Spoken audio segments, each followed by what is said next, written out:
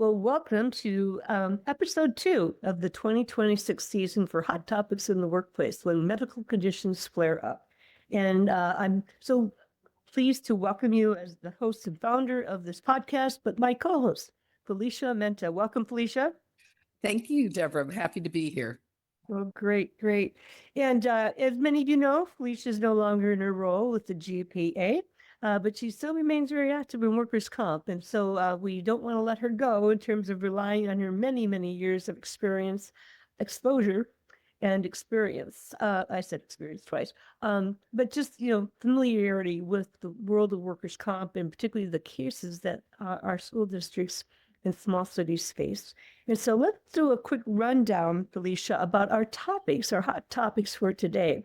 So we're going to cover, first of all, what happened to Walmart when they revoked an employee's accommodation. Illegal activity? You'll soon learn out. Okay, and then number 2, what happens when the employee's return to work policy violates the ADA? And what were the consequences encountered? Number 3, failure to provide unpaid leave for medical appointments. Cost an employer $160K. That's a lot of money. And number 4, the EEOC. We've seen a lot of transition in the last year or so. Where have we been and where are we going? What can we expect in the coming year or 2 ahead? So Felicia, let's just jump right into it and let's start off with our number 1 topic. What's the deal with Walmart? What happened? I thought this was an interesting case. It has a lot of kind of jumping off points to it, but this was a very interesting situation where there was a change in management.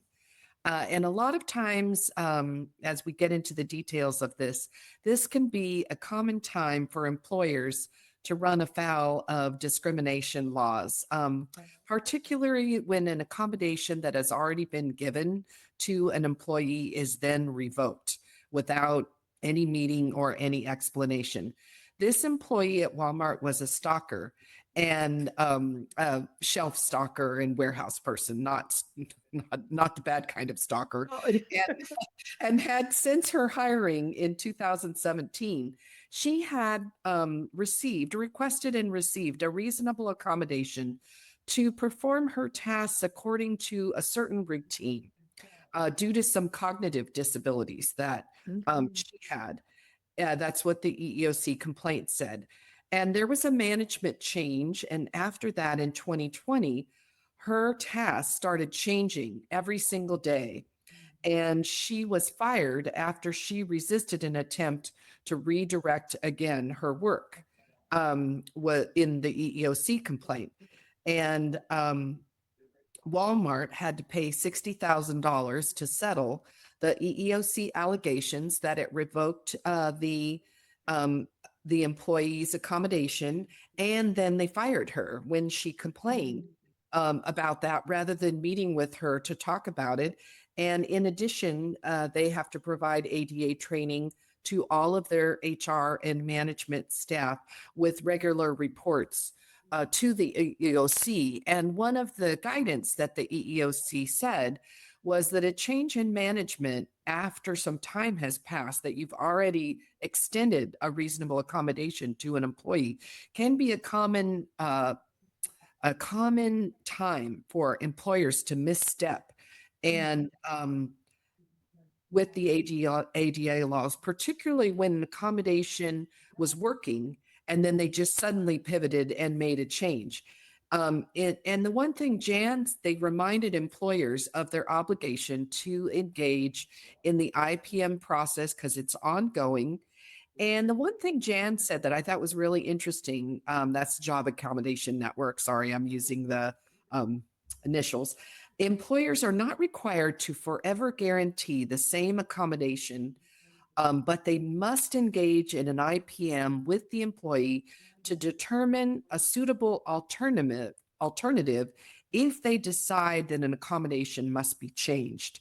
So that was the learning lesson in this case. And you and I have seen cases at school districts and other employers where a new boss comes in and he doesn't know anything about the accommodation or that an IPM was held, and then just suddenly makes a change without even talking to the employee or HR, to kind of get the history, right? Right. Where are we? And you know what happened? This manager didn't really talk to her about what her cognitive disabilities were. They could have had an IPM, and maybe they did need to make a change, but they could have addressed how to do that, right? Rather than Right. just changing. She didn't know anything was going on. And then they fired her when she complained about, hey, you're changing my, accommodation that I have had for 3 or 4 years, which we weren't having a problem with. Right, right. There's so many points that come up about that, Felicia, because in fact, I just gave a presentation earlier to the California Community College's JPA, and more and more, and we talked about this actually at our last podcast, where the EEOC and FEHA are more and more looking at delays on the part of the employer, any drifts in the process, like, going only into like performance improvement plans without considering what kinds of medical factors may be driving employees' performance, but then also what they refer to as silence. Mhm. Is that, doing things without engaging the employee, or monitoring, situations without engaging the employee. And so that's one thing. It's called delay, drift, and silence. Okay. Mhm. Those are common missteps that more and more they're being the subject of EEOC and FEHA decisions. And on that note, to build on that, then you brought up something that I see so commonly is that a change in supervisor or a Mhm. change in leadership at whatever level it might be, and make changes or not implement changes without consideration of what's happened in the past. I always like to say we sort of need to understand the past long enough to understand what we're doing in the present, and then use that foundation to make decisions for the future. And so those changes in leadership, like you mentioned, can be huge missteps Mhm. for the employer. I also, when I thought about this, it is possible. And when I was diving through the case, I didn't get the background on this. It's possible that the manager was not even told about the cognitive disabilities and that an IPM had been held 3 or 4 years ago. HR may have forgotten all about it. And the Yeah. new manager might have come in and started changing her, what they were doing was changing all her duties every single day, which was Yeah. messing with her cognitive disabilities. Yeah. And maybe the manager didn't know, but certainly when she complained, they knew. And Yeah. then the manager fired her. So Yeah. that's when you really know that somebody does not understand the process, right? Yeah. Yeah. Because after all, as I emphasized this in my presentation earlier, the goal of the interactive process is to keep people working Mhm. even when they have medical conditions. Because you know what? So I like to say, at some point, we may all be impacted Yep. by a medical condition impacting our ability to be at work, stay at work, and perform the work. And wouldn't you want your employer to work with you when you have something that occurs? Because keep in mind, you might be that person and it might come back to bite you. Right. Hmm. Yeah, Absolutely. yeah. Well, let's move on to our second one then. When the employee's return to work policy violates the ADA and the consequences encountered. I find this extremely interesting. And Mhm. because well, wait a minute, I had a practice, I had a policy because I just Mhm. got done talking about systems and being providing continuity and consistency. But what, they got a process that didn't comply with the ADA? Say more about that, Felicia. Mhm. This was a very interesting case. This was involving a train conductor for the Union Pacific Railroad. He dislocated his shoulder. He was undergoing physical therapy and doing rehab for his dislocation, and his doctor released him to return to work full duty with no work restrictions. And however, without evaluating his condition, they didn't send him for a fit for duty or an independent, evaluation of his condition. The railroad refused to allow him to return to work due to concerns that he might re-injure his shoulder while climbing up on the ladders on the trains, which is an essential job function, to be fair. The employer had a written policy that they called the 1% rule. Similar to a lot of our districts that will have, or our employers that will temporarily accommodate for 60 to plus 60 to 120 or 90 days or 30 days, which I think is a little bit short, but some do have that, or 90 plus 90 to 180, similar to that written policy. This was called the 1% rule, which prohibited employees from working in safety sensitive conditions, which conductor would have been considered. So if there was a 1% chance of sudden incapacitation, this was their written policy. Wow. Yeah. So even though the employee's doctor released him with no restrictions, the railroad classified any employee who had a shoulder injury or a dislocation that would prohibit the employee from returning to a safety sensitive job. And so he was not permitted to return to work for the railroad. Well, this ended up being a huge case at EEOC. The employee sued under disability discrimination, failure to accommodate, failure to bring back to work under the ADA. A jury in this case returned a verdict for the employee, because this went to trial, right? Yeah. And awarded over $950,000 for front and back pay because they kept Wow. it work, and then $1 million in non-economic damages, Ooh. $25 million in punitive damages. This is a very high case compared to our just last case that Walmart settled for 60,000, Yeah. right? Because they knew they had some issues. The railroad filed an appeal because they found that the penalties were onerous and that they didn't feel that their behavior warranted them. But the appeals court found that the jury award of back pay was supported by sufficient evidence, and they agreed with the jury that their written return to work 1% policy was unlawful because it screened out employees regardless of their actual medical condition. And they're not doctors too, right? To make these decisions themselves.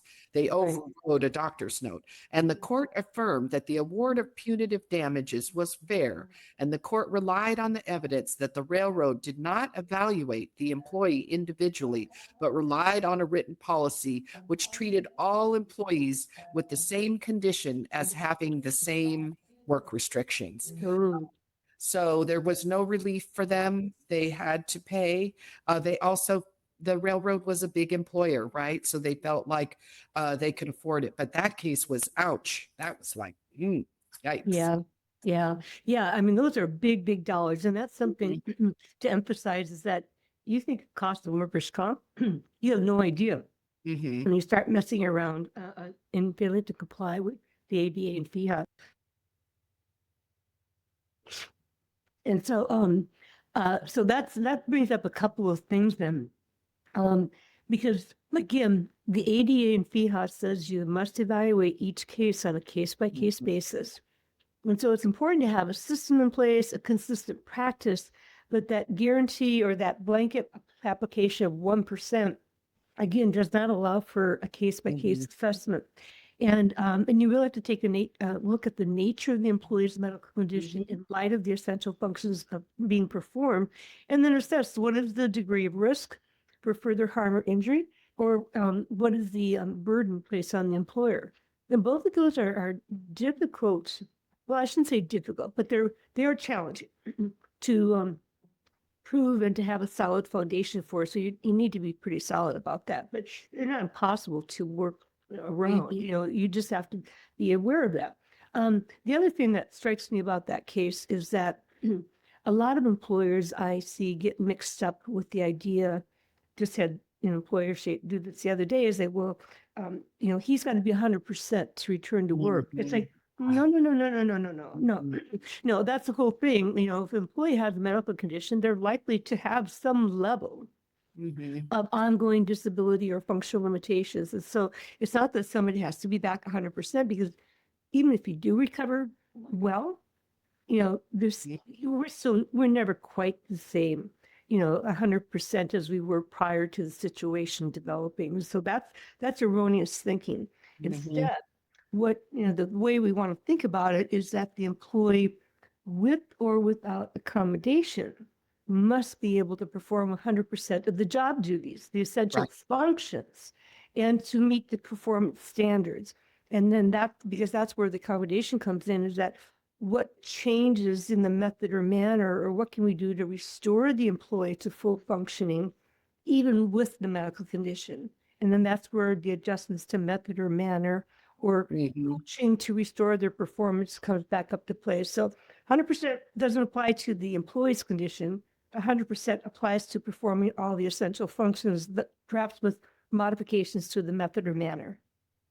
And what I thought was so interesting about that case is the employers and the school districts that I've worked with would have handled that so differently, because if the doctor felt that after the dislocation that he could do all aspects of a railroad conductor's job, the employer does not have the expertise to countermand that. Now, could you ask the doctor, hey, he's got to climb ladders. Can he do that with his dislocated shoulder? That's an okay thing to do. It's not okay to keep him out. You need to bring him back while you're clarifying that, or pay him, right, while you're clarifying, because they didn't pay him and they kept him off work. And also getting another opinion if you really didn't feel like from some other information or discussions with him that he was healthy enough to return to work. But you have to get a doctor to comment on the doctor's return. You can't make the conclusion yourself that you don't think they can work and they're not fit. Right. Yeah. Yeah. And that's where, again, the interactive process provides that opportunity to communicate and exchange information, get the employee involved in passing on the employer concerns to the employee's doctor, and exchanging that dialogue, without the doctor even being present, but, using the employee as a vehicle. Or that's sometimes where you might have to do an independent assessment, such as the fitness for duty evaluation. Yeah. Right. Yeah. And one of the things I always like to emphasize is, has the doctor seen the employee's job description? 'Cause, Yes. as you know, oftentimes the doctors don't see it, and they're solely relying on the employee's version of what they think the job involves, without really a clear understanding for how is the job defined by the employer? What's the nature of the work environment? And so that's the critical information that needs to be shared. Otherwise, what goal are they working towards? And so that can be a disconnect for employers too. Certainly, we know in the workers' comp world that you can dislocate your shoulder and you can rehab it and you can go back to work and be just fine. It is not. I was very surprised by that case on the railroad's perspective, Yeah. because it's not even like he tore all the ligaments in his shoulder and had surgery. This is a condition that people can recover from and do go back to work frequently after work comp injuries. Yeah. So it's, just because you have a medical condition or an injury doesn't mean you're incapacitated from work. But in fact, I was in a deposition just last week where somebody said, well, doesn't the pain levels interfere with your ability to work? I said, well, it is a challenge, but it doesn't incapacitate them.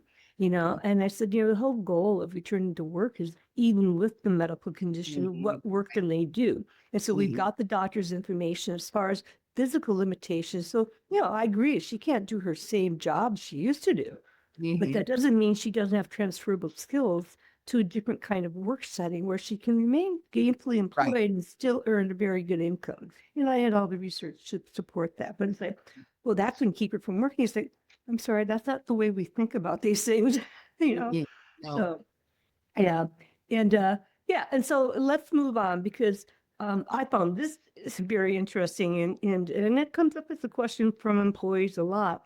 And I don't know, I see it responded to very well. So I think it's an important case to bring to mind. But this is where, the failure to provide leave for medical appointments, and the employer getting dinged to $160,000. So what's the background on this one, Felicia? This is a really interesting case. So this employee worked for Peak Performance, and they're a staffing agency, and she alleged that the managers denied her request for unpaid leave to attend depression and anxiety treatment. It was 2 days a week. And later on, several weeks of unpaid time off that she requested for outpatient treatment. This was per the EEOC complaint that was filed.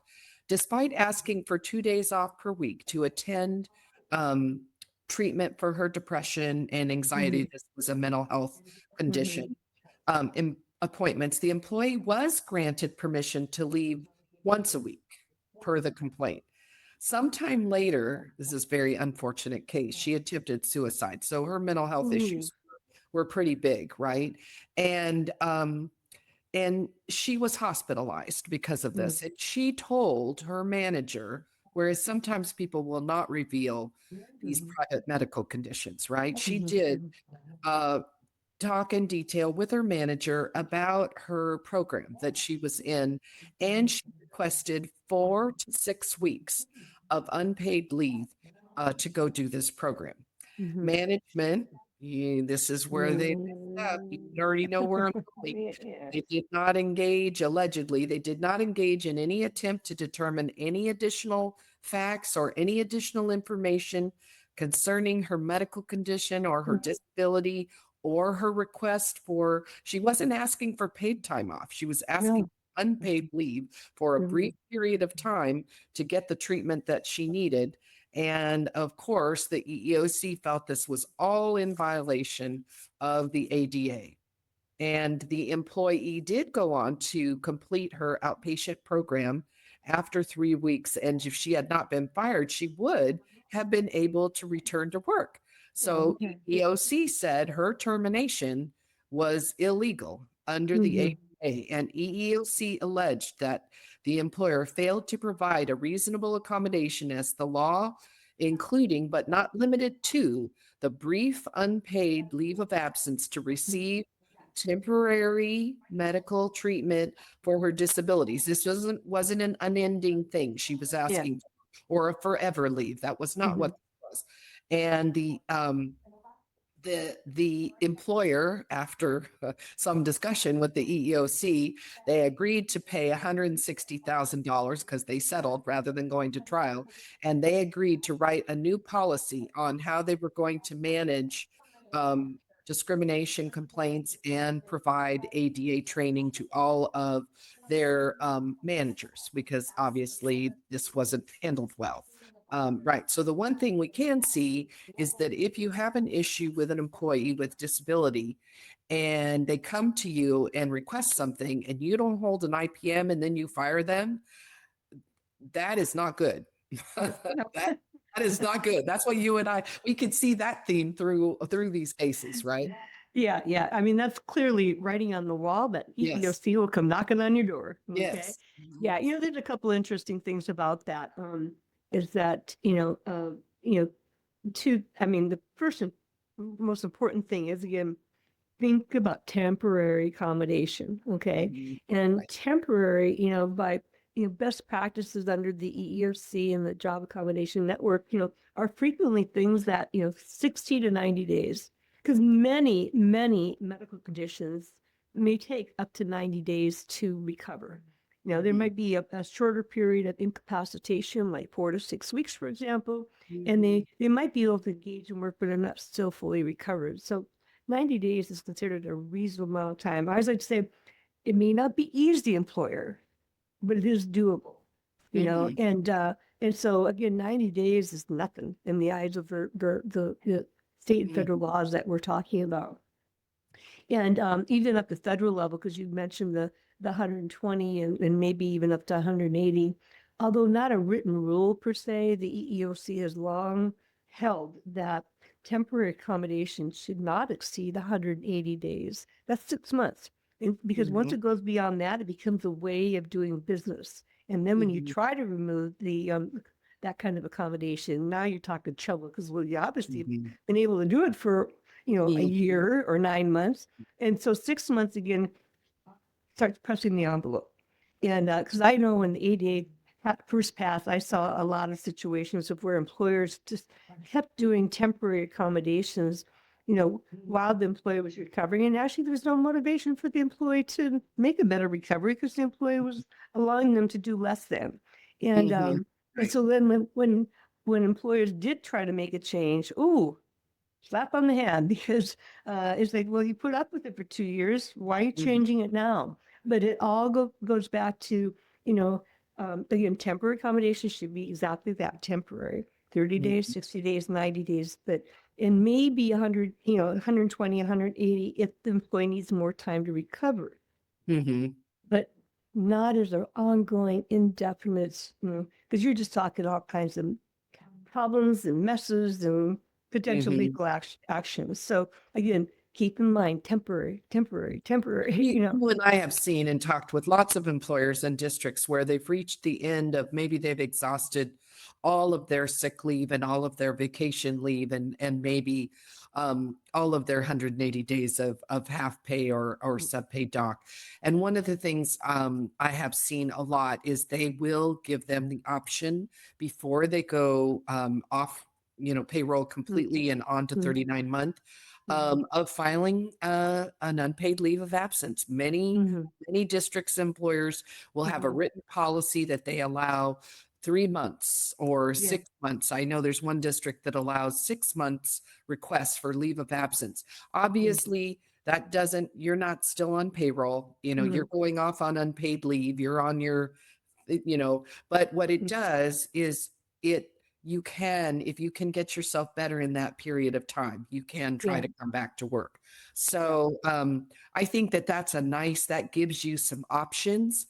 Mhm. Because what we do know is was saying that you cannot go 2 days a week to get mental health treatment, even unpaid for an hour or two. And you Mhm. definitely cannot take 4 or 6 weeks of unpaid leave to go get this treatment. And she had a pretty serious condition, Yeah. obviously. Yeah. And Mhm. it showed a great lack of compassion on Oh, I yeah. felt like that case was, really awful as an Yeah. Yeah. example, but it's a good example of what not to do, right? Yes. Yeah. And the other thing I like to bring up here is that, um, we can also draw upon, the very clear-cut standards outlined in the Family Medical Leave Act, FMLA. Mhm, Again, that law provides for up to 12 weeks per year for a documented medical condition that either impacts her ability to work intermittently mhm, or if it's a continuous period of time for themselves or an immediate family member. And so that's 12 weeks right there, 90 days. Okay. mhm, And right. so the 4 to 6 weeks that she was requesting for the outpatient program is well within that protected time. And Mhm, and so even if an employee hasn't officially applied for it, we can still use that time frame as far as what does another law who deals with disability say about that. And so again, that 12 weeks, 90 days is reasonable temporary mhm, accommodation. That's already been well established in the law since 1995, which is when I think the FMLA passed. And so if the employee hasn't applied for FMLA, then Human Resources should be mhm, redirecting her to do so. So it's running concurrently, not consecutively, but mhm, concurrently. And I mean, there's just so many simple things that can be done that mhm, protects the employer, but mhm, also protects the employee. Yeah. And right. these are oftentimes not short-term employees. They've been around for a while. And so No, why would you right? throw away that Mhm, valued employee? mhm. So, and certainly it demonstrates care, compassion, and concern. So Yes, right. remember, these are people. Mhm. Yeah. And you could be the one with the medical condition next. So. And you and I have worked with employers and with Mhm. school districts who have had written policies that were rather brief, 30 days. I told Yeah. them, wow. And they said, you That, know what? You have not been adhering to that anyway. Even yeah. though it's your written policy, that is not actually what you practice. Yeah. You extend temporary accommodated duty well beyond 30 Yeah. days. So Yeah. you might as well. So they are in the process, I think, now of recrafting the length of time that they want to do their written policy for. But 30 days to have any kind of non-injury or illness or an injury and Mhm. get better and rehab, or that's not very long. That's not. Yeah. Well, okay, so a couple examples. Let's say somebody has to go to surgery, for example, for a non-work related condition or a work related condition. Once you have surgery, you don't immediately get into physical therapy because you need Mhm, to give the surgical incision time to heal. And so mhm, it's not uncommon that PT or something like that, which would be designed to strengthen and improve mhm, mobility and functionality and all that kind of stuff, probably isn't even going to start for 3 or 4 weeks, 30 days after the mhm. surgical intervention. So right there, it's like 30 days is way too short. And, Mhm. and again, there is case law. There are EEOC decisions and FEHA decisions that, again, that's why break it down, chunk it down into, 60 days, maybe enough time to recover. But if they are improving, but still need some more time to recover, then that's where it's appropriate to add another 60 days or 90 days, whatever your policy might be. But again, then you max it out. I mean, you cap it. Mhm. And Mhm. if somebody needs more time than that, then they go off of work, draw upon their Mhm. benefits, but you don't keep them at work. 'Cause at that point, recovery is continuing to work is probably not helping their recovery. Mhm. Okay. And for a long time, I saw a lot of employers who just automatically continued the employee in temporary Mhm. modified alternate duty. It's like, what? The employees show no improvement. And now we're 6 months later and we're still dealing with the same limitations we did before. This person should have been taken off work and given the time, the opportunity to heal and get active in treatment. Because that's the other thing. And I've been dealing with a current case on this that the employee was a very dedicated employee, very Yes. valuable, valued, and a great teacher. And so she didn't want to go off work because she gets Right. bored. Very dedicated. Mhm. Yeah, yeah, we get that, but your condition is not improving, you know. And Mhm. even though she didn't want to, I said I can't support you continuing at your high pain levels and Yes. the Mhm. lack of improvement. And so she did go off, and I said, use this time to get as active as you can in Mhm. physical therapy and see what you can do. Well, fortunately, then, and with the 2 weeks off at Christmas, she has shown a lot of improvement. Oh, good. Great. Yeah, yeah. And so we're really hopeful now of where she'll go. And she's got a new physical therapist and she's really seeing some improvement. And the therapist said, I need another 6 weeks. And Mhm. so, the workers' comp is behind it, her doctor's behind it, because they're finally seeing improvement in a condition Mhm. that's been You're around for getting most of somewhere. 2025. Yeah, yeah, Mhm. yeah. So, it's going to be evaluated on a case by case basis. Yes. We've got a lot of guidelines from different laws to draw upon to shape Mhm. how we move forward in an effective kind of way. So that brings us to our last point here, Felicia. We know that, let's just say there's been a lot of changes in the federal government. And so Equal Employment Opportunity Commission, EEOC, is one of those that have not been left untouched. And so Mhm. give us a flair without getting too political here, Mhm. about, sort of where are we, where have we been in this last Mhm. year, and where are we likely to go? Because we are seeing increased activity. So that means they're dealing Mhm. with cases. Yeah, and it was interesting. I was in researching for this. I looked at a lot of analysis of the EEOC activity last year, Mhm. with maybe some discussion of shifting priorities and what we might see in 2026 from them. In Mhm. January of 2025, obviously there was a change in the administration. And right out in the beginning, President Trump fired the two Democratic EEOC commissioners, leaving the EEOC with only two commissioners and no quorum. So makes it harder, right, for them to make decisions. And this past year, they that slowed them down a little bit with 93 lawsuits filed in 2025 compared to 111 lawsuits filed in 2024. But it provided useful insight in what they plan to focus on. And again, this is a guess from the analysis that I was reading, their Mhm. best guess based on what they're seeing. The Pregnant Workers Fairness Act, which we know took effect in June of 2023, appears that it's going to be a major priority for Mhm. EEOC this year. They filed 10 lawsuits with the PWFA, with the Pregnancy Worker Fairness Act, and 37 lawsuits that included sexual discrimination in addition to the Pregnancy Act. Um, and then by contrast with that, EEOC notably abandoned some gender identity cases this year, which they had in 2025, which they had begun to pursue with more momentum. The EEOC also dropped since January 2025. They also dropped all pending investigations and lawsuits on gender identity cases. So that's Mhm. not an area that they're going to go. Lawsuits dealing with religious discrimination picked up in 2020. Okay. The EEOC filed 11 complaints, up from 4 in 2024. To note, racial and national origin discrimination gained little. With the EEOC, they only filed 3 lawsuits compared to 14 Mhm. in 2024.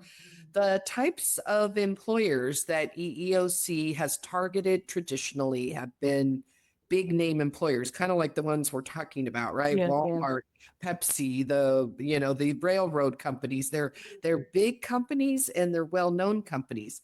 Well, that is changing. The types of employers last year that the EEOC targeted was everything from small mom and pops up Mhm. to lesser known, larger employers of all sizes, medium, large. Mhm. So the takeaway there was that all employers are fair game. They're really mixing it up. They're not like just going after like the super giant corporations.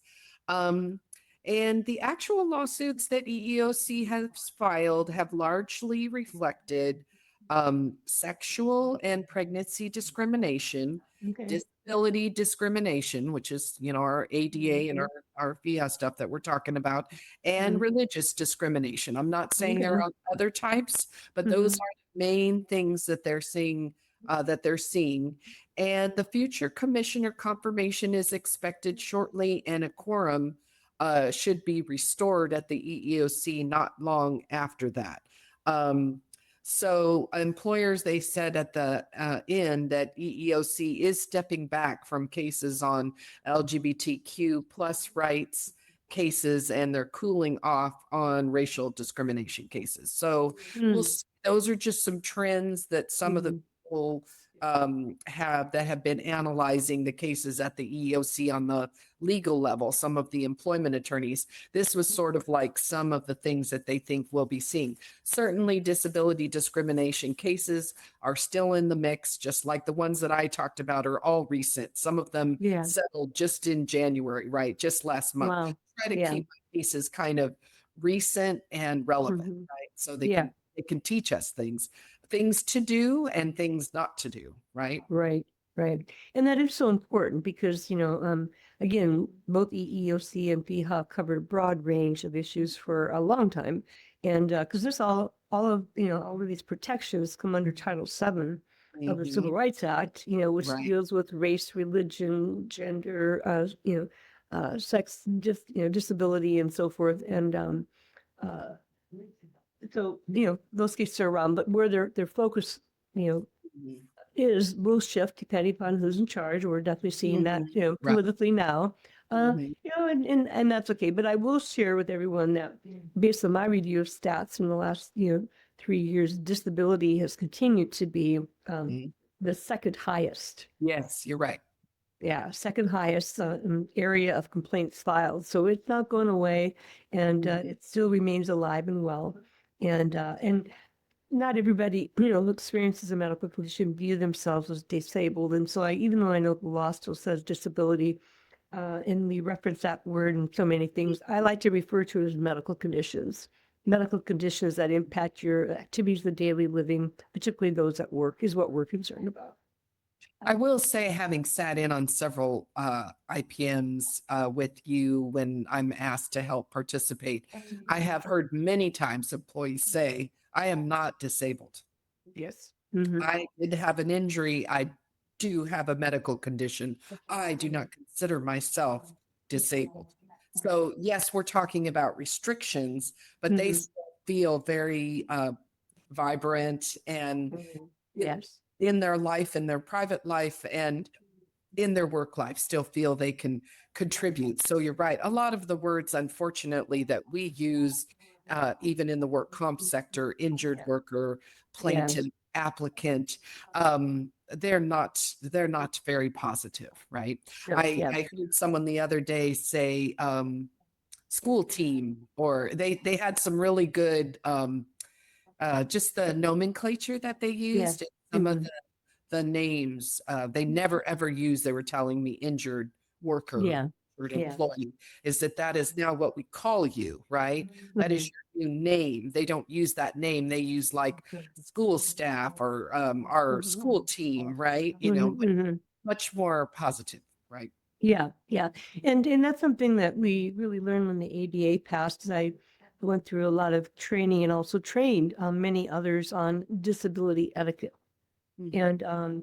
And so, rather than referring to somebody as handicapped or even disabled, or a wheelchair user, for example, is saying, no, put the person first. It's an employee with a medical condition. It's an employee with a work-related injury, Mhm. and so the employee, the human being comes first before you put any adjective or label on Mhm. them. And so, that's just part of human dignity and, Mhm. a respect for, our human capital. After all, it's human resources that Mhm. fuel our jobs, fuel our organizations, fuel our practices. And so always put the human first. And if you Mhm. do that, you're not going to get into trouble with the law. And, Mhm.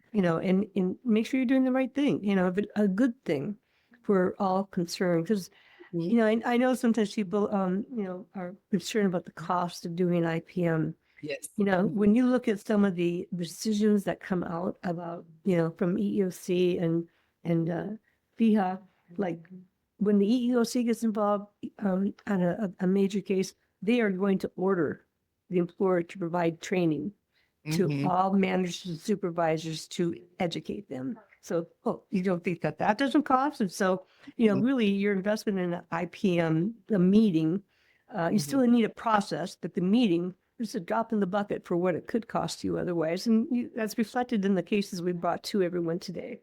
So, Mhm. yeah. So do the right thing. Mhm. Yeah. Engage, communicate, and certainly involve the employees in the decision making so that they are informed. And ultimately, my experience over the 35 years is that when employers have designed a consistent and effective system for managing employees in the workplace, you oftentimes end up with employees who are very loyal and who really, enhance the employer's reputation because they speak so positively about how their employer has worked through them with them through difficult medical conditions. And Mhm. so it's about the ripple effect in a lot of positive ways. Mhm. Yeah, it was interesting. I had lunch with a very large employer, very large school Mhm. district, and we were talking about their process. And they asked me, they said, do you think that supervisors should be leading IPMs and should be making all decisions with regards to return to work?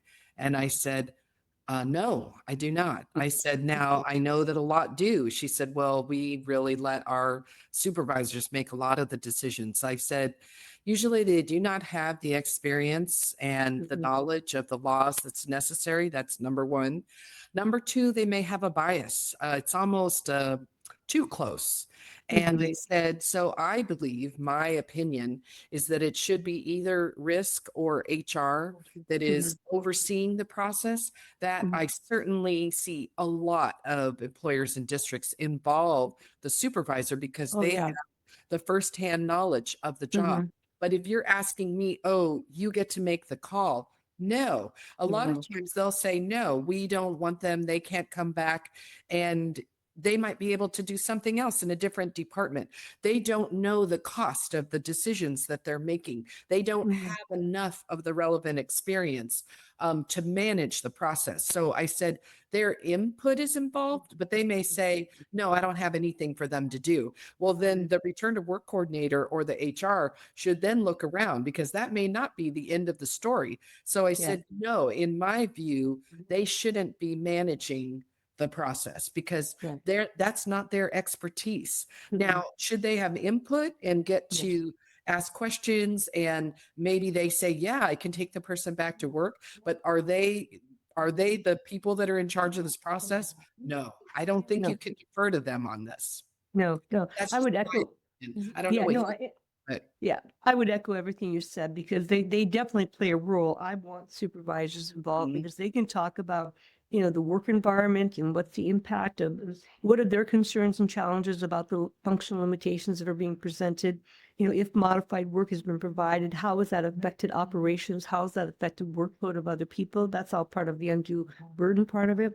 And what risk factors exist by this person continuing to work with those limitations. And so, a critical role in the process, but not decision-making, because again, someone can have bias and that could be positive or negative, because I've seen supervisors who've been so close to employees that then they allow the employee not to perform essential functions. They're deviating from how the job is supposed to be performed. Now we're creating, bias and challenge from coworkers who view it as favoritism. Okay, so that's a whole other issue, and so and then too, as the supervisor is not going to have the knowledge of the overall district practices and policies, and just the HR knowledge that really is necessary to oversee this process. So definitely a critical role, but not in the management of the process. Yeah. And I don't even think the final decision maker, because I said the person that is the return to work coordinator, and I don't care if they live in HR or if they live in risk, because frequently they'll live in either place. They may push back. The supervisor may say, I don't have anything. I don't want them. I don't want to manage this disability. And they may say, well, what about this? They could do this, or I'm going to have them come over here and work in a different department than yours. The return to work coordinator, that's just input, but they may decide to do something else, because you know more about what other options there might be than the supervisor does. That's why I told her the supervisor can't be the end all. He is only in charge of his department or her department. They don't know about all the other jobs that might be available at the employer that they could maybe possibly do. Yeah. And on that note too, I would say an effective, interactive process for return to work includes, if the job can't be satisfactorily modified on a temporary basis, then this is a great opportunity to have a job bank of temporary projects, temporary duties in another department where they, routinely can benefit from help. And so it can help other departments who are otherwise overburdened by having temporary help to employees with medical conditions while they're continuing to recover, provided the work that they're doing is within their functional limitations. And I've seen that so successfully and widely used. It's just like, wow, that's a tremendous resource that a lot of employers are missing that could be turned to their advantage, because they're getting paid anyway. So why not have them do some productive work in some form or capacity, for the employer, Yeah. So that's another reason why supervisors have a critical part, but not the end all, like you said. Yeah.